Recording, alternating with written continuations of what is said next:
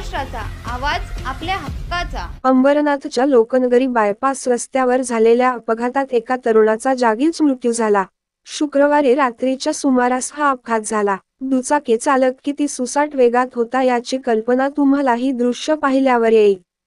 हिंदू स्मशानभूमीकडून गोविंद पुलाच्या दिशेने येणाऱ्या या बाईक स्वाराने आधी रस्त्याच्या डिव्हायडरला धडक दिली।